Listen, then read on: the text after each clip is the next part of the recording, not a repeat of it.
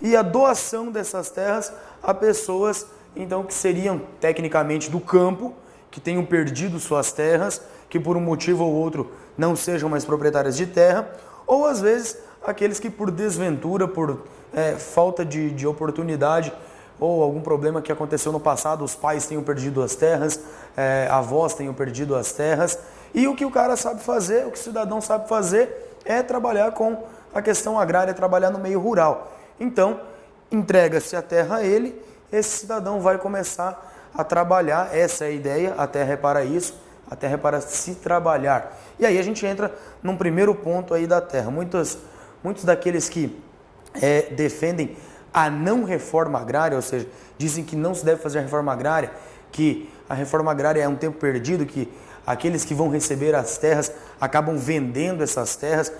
Na verdade, a gente tem que fazer aí um parênteses. O que acontece na verdade? Essas pessoas que recebem essas terras, muitas vezes não recebem aquilo que deveria, que é o apoio do próprio governo para produzir. Pense você acaba de sair de um assentamento, chega na sua terra, vai produzir, você tem condição de produzir, você tem dinheiro para produzir, você tem um bom nome para fazer um financiamento num banco? Dificilmente. E aí entra a parte que o governo deveria fazer, e aí muitas vezes não é o que acontece. Que parte é essa?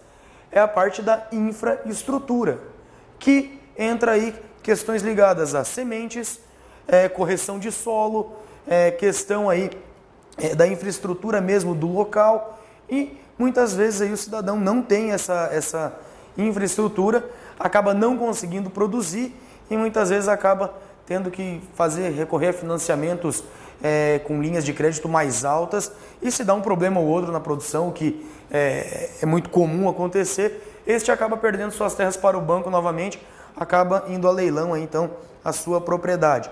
É um dos fatores. Existe também, a gente sabe, a malandragem dentro desse sistema, em que alguns recebem porções de terra, recebem pedaços de terra e acabam passando um tempo e repassando essa terra a outros proprietários, a outras pessoas que queiram adquiri-la aí, e retornam aos movimentos em busca aí de mais terra.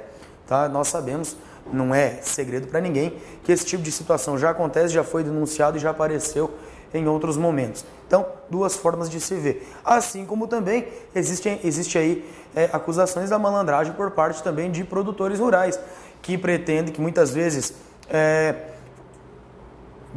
não dá para dizer que gostariam, mas muitas vezes não se importam, por exemplo, de alguns movimentos invadirem as suas terras, até por conta de que, nessa questão, eles conseguem vender essas terras, conseguem receber aí uma indenização do governo nessas terras, e depois sabem que mais dia, menos dia, essas pessoas que vão ocupar as suas terras acabarão vendendo para ela novamente por um preço mais em conta.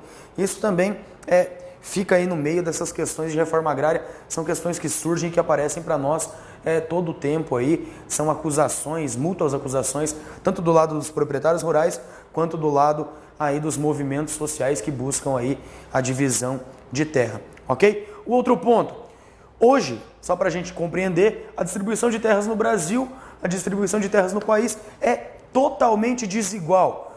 Menos de 1% da nossa população hoje, é proprietária de quase 50% das terras do país. 1%. Quase dono da metade. O que quer dizer para nós o seguinte, que os outros 99% dividem os outros 50%. Isso é muita terra concentrada na mão de muito pouca gente. Tá? Mas isso aqui não é de hoje, pessoal. Acompanhe comigo aqui o raciocínio. Vem cá. O problema é histórico. Preste atenção, o problema é histórico. Ele começa em 1530 com as capitanias hereditárias. As chamadas capitanias hereditárias. O governo de Portugal, entre aspas, descobriu o Brasil, não tinha condições financeiras de colonizar as nossas terras. Desenvolveu um plano que ela já usava aí nas suas